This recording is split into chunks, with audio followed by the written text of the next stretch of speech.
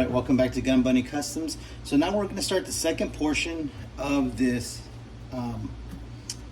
custom, where we wash and scuff the body to prep it for paint.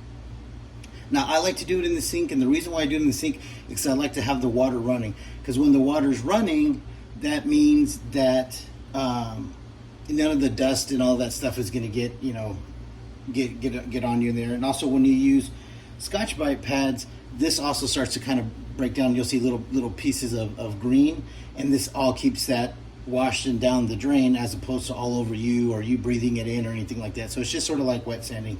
And yes, it does actually still scuff it. You'll be able to see the difference at the end. So if you look at it, it's got a nice sheen to it. You know what I mean? It's got that mold release agent on there. You can see how it's kind of shinier in different spots, kind of greasy looking, and it's real slick feeling. It's like that on all the pieces. So the first thing I'm going to do is I'm going to wash it with Dawn. Right, I'm going to spray Dawn on it, and then we're going to get the warm water going, and then we're going to wash it. So once the water gets nice and warm, I'm going to wash it really good and try to get all of, like I said, get all of that stuff off of there. And then we will once that's all nice and clean, we'll do the Scotch pad. All right. So while that water warms up and I wash it, I'll get that done, and then we'll start the next step with scuffing. Okay. So I washed everything with warm water and Dawn with a paper towel. I just went over it, just kind of scrubbed it really good. And you'll see, it suds up, and then you want to rinse everything off. And so now, while everything is rinsing, this is when you want to hit it with that Scotch-Brite pad. You want to find a good new portion of that Scotch-Brite pad. Get yourself a piece, and then you just sit here and you just go over it. You go over it like that. Get all the surface of everything you're gonna paint, and just keep hitting it and hitting it. You don't have to press very hard. You got to be real kind of gentle with it, because you don't want to actually like score the plastic. But you can feel, like now you can feel my skin grabbing. Like you can really feel it, and you can hear it. I don't know if you can hear that, but you'll definitely be able to tell the difference from the parts that you haven't hit with the parts that you have hit, because it'll have that kind of grip to it. So now I just do that. I go over the whole body like that. And you want to kind of pay special attention to where it has the paint apps, because you really want to kind of knock those down, kind of scuff those up, and take the brightness off of them as much as you can, so then that way it doesn't show through the primer and the base coat and everything. You don't have a different color portion to it. So I just go like that. I just go over all of it. I make sure I hit all the, like I said, all the surfaces really well, where I know I'm going to gonna paint. And this is just the first step. This is it. If you really want to do a good paint job, and you really want that paint to adhere, and you want to do a nice custom, you got to put in all the work. You gotta start with the easy steps. That's it. You feel how my skin's grabbing on it now. It doesn't take much. Like I said, just a little bit to scuff up the surface of the plastic, which will really allow the paint to adhere, the primer to adhere. And you go over every piece on the surfaces that you're going to paint. So that's it. That's how I do it. That's how I prep every body off of every custom that I paint, or any portion that I paint. So then that way we give ourselves the best paint job possible that we can do. All right, so that's going to be it for this portion. Now the second part of this video on this episode is going to be me working with the initial components for the fabrication. So this is going to be the first step in paint, and now the second half of this video is going to be the first step in the accessories.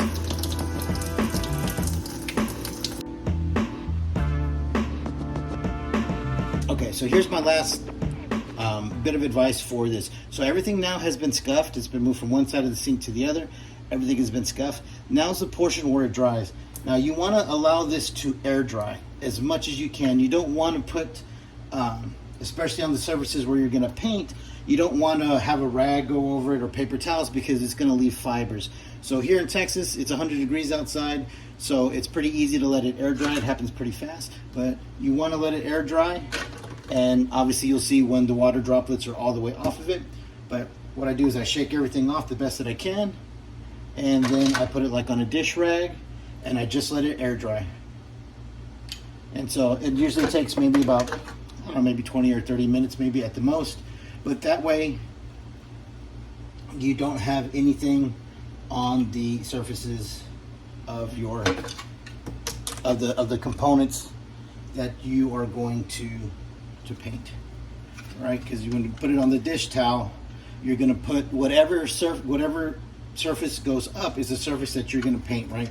So the body will obviously be body down on the surface of this, so then that way we don't get any kind of fibers or anything like that on our actual body. So we're just going to kind of lay them out like that, and then we're going to let those dry. And then, like I said, here on the second side of this episode is going to be about creating the accessories and whatever other components we're going to fabricate.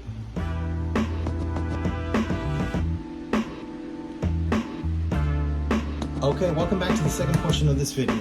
So in the first portion, we removed the stinger from the box, we disassembled it, and if you're curious on how to do that, you can go back to my video where I show how to disassemble a vamp, and it's obviously the same vehicle, so it's the same process to take apart. So if you want to look at an in-depth instruction on how to do that, you can definitely go back and watch that video.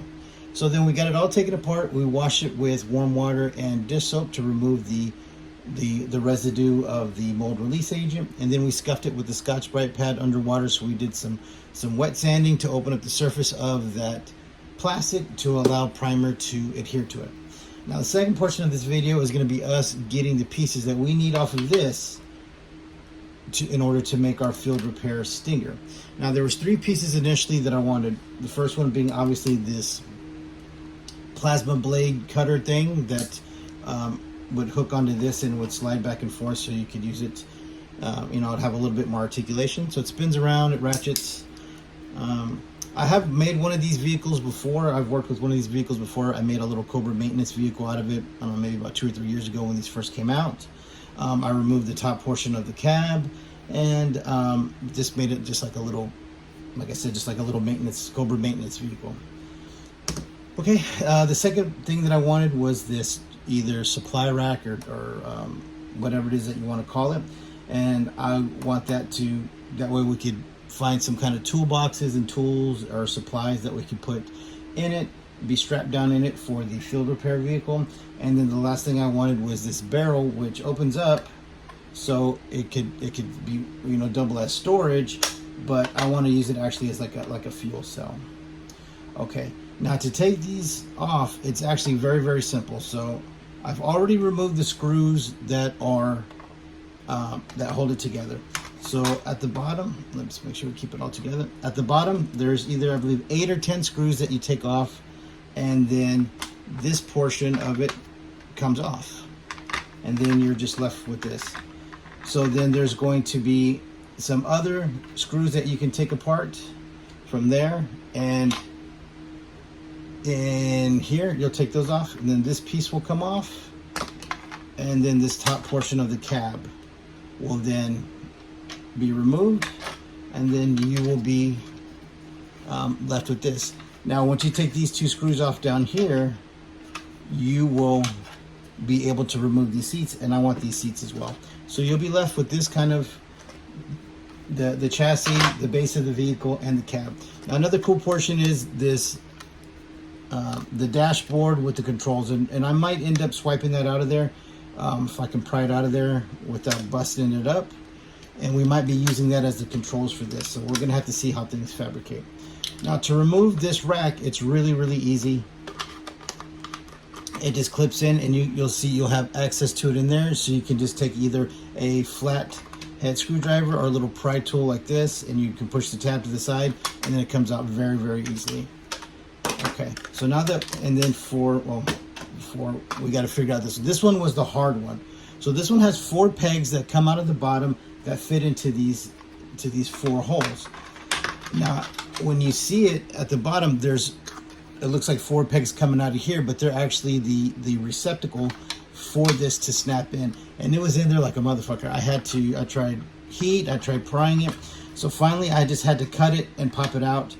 And then with the small portions that were left of the peg, I just cut them off to make it flush with this little railing system that's already attached to it.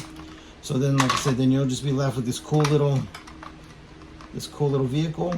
And so I might make something, I believe they were called like a mule. They're called mules like in Vietnam. And it was just like a little basic behind the scenes little, almost like a gator, like a little supply mover. And so I might make one of those for G.I. Joe, since I already made one for Cobra. So now we got the 4 pieces that we wanted. So now we got to start looking at how we're going to get them to work on the Stinger, where we're going to place them, and all that. Because you got to create some kind of options based off of the base vehicle that you're working with.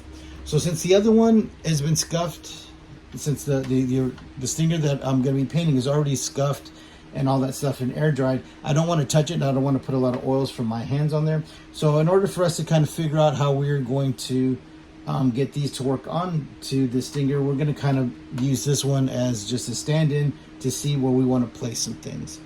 Now, for this, initially I wanted it to be kind of down here, so then that way they could put, you know, a toolbox or their, toolbox, and then their the backpacks that the TECHNO VIPERS have, because they wouldn't actually, you know, be able to sit with them. So then there's got to be some place to store them. So it's going to be storage for that. So this is one option that I like, and then the other option being this up here. So, and I kind of like this. It seems to fit really well size wise up here, and it's got a couple of lights, so we'll get those facing forward. And so what I'm thinking is, if you can see here, the roof is a little bit higher right here than it is back here. So what we're going to have to do is we're going to be cutting these down, these tabs down, so then that way it's actually closer to the roof. And then this one is going to be slightly higher than this one in order for that to fit level. So it'll be all nice and flush, and then we'll have those 2 lights pointing towards the front. So that's my idea for putting that there. Now, as far as this, it's going to go here. It seems to, you know, want to work perfectly there. So we'll just kind of show you like that, and it looks good. It looks like if it was almost meant for it. So what we got to do now is we got to figure out some kind of interface from this to that peg, so this can connect onto there, and then this way that this can turn. Oops. So that way this can turn, and then that way the welder can be deployed, right? And also with this thing, we're going to be adding other detailed parts to it. We're definitely going to paint it up so you won't see this clear blue anymore, and we're going to fabricate a welding tip, and so then that way when it's in storage, it could just kind of be like that. Now the third thing is going to be this tank. Now I wanted this tank to sort of emulate whatever the fuel tank source is for this, you know, whatever liquid or whatever it is, and I want it to kind of attach here. I think this is the only place that it could really work, you know what I mean? I don't want to put it like up here on top, even though it would kind of make sense because this top is armored, so if it did blow up, they would have the armor between them and that. And then I thought about maybe putting it here, but you would have to remove this peg. I'm not sure if I want to remove that peg. And then secondly, you got to get it, and it's going to cover up all this detail, which is not flat, so then you would have to start working on smoothing that out, and I don't think I want to mess with that. I like the way that those grills and everything look in there. So the only other place it would fit would be like right here. And I think that's what I'm going to end up going with. Well, I have to not use the footboard, and it'll still give you clearance for the tow hook in case you create some other larger piece of like field machinery to go with it. Now what my idea is because I don't want this to connect directly to the actual vehicle, we're going to pop out this, let me get it, you see this U-shaped piece of plastic right here? We're going to pop that out, because what we're going to do is we're going to drill some holes in here and here, that are going to line up with this, and then we're going to drill holes in here and here, and then we're going to glue some round styrene, and we're going to connect it to that, so then that way this would pop in and pop out on that. So then that way, if I ever wanted to take this off and put something else on, that fuel rack or whatever, it isn't actually messing up the actual body of this. It's just messing up this piece of plastic, you know, this U-shaped piece of plastic, which can easily be replaced. So those are the 3 pieces that I wanted, and I think that's the best way that they're going to work out, is like that. You know what I mean? And I think it'll give it a good look. It'll be something that's different. Now, the one piece that I pulled off that I kind of shocked me, but I think it's going to work, are these 2 seats. Now, what my idea is I want to remove this center console here, right here, and you see how it's got this space here, the spacer between the console and the seat. Off of that, I'm going to fabricate an armrest, because what my thinking is since this is going to attach to that, I'm going to attach these seats to either side of this through some kind of, you know, some kind of support.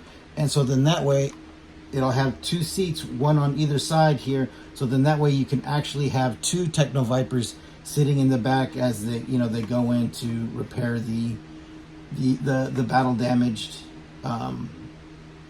his tanks or whatever else. So you have the ability to have a 4-man crew as opposed to a 3-man crew. And the seats are already pretty much fabricated, so you just kind of have to create a backing on there so you wouldn't see this sort of support molding. And then that way they'll just sit perfectly there, kind of like on top of this bumper. Now it's going to cover up the tail lights, but you know, OSHA's not, you know, Cobra's not really OSHA compliant anyways. So that is my idea for that. So that's what we're going to start doing. So what I'm going to start doing now is I'm going to start drawing up plans to figure out how to get these things to attach the way that I want. Specifically this one. This is going to be the one because you need it to stay stable and you need it to still be able to turn. And I don't want to cut that peg off because I want to keep the body as intact as much as it can. So then that way if I ever sell it, this stuff can be taken off and it can be switched out with something else. All right. So that's going to be it for today's episode. Thank you for watching. Stay tuned for the third and upcoming part in this series where I'm going to start shooting the primer on the body. And then I'm also going to start fabricating and getting all of the stuff to attach to the pieces of the actual stinger that we're going to be using. All right. Well, thank you for watching. Please like and subscribe. Please follow Gun Bunny Customs on Instagram, and we'll see you next time.